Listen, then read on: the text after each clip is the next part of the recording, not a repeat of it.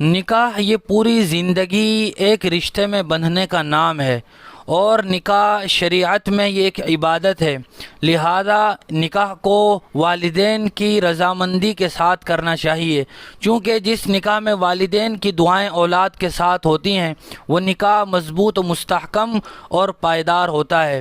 اور جو نکاح والدین کو ناراض کر کے کیا جاتا ہے اس نکاح کی برکتیں ختم ہو جاتی ہیں۔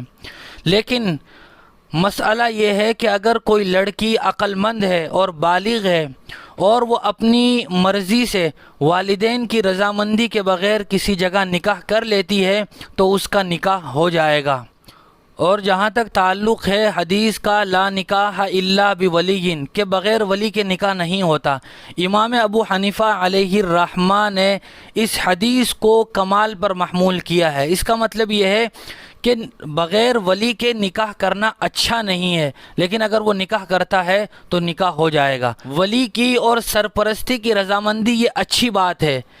ضروری نہیں ہے، یہی اس حدیث کا امام ابو حنیفہ علیہ الرحمہ کے مطابق مطلب ہے۔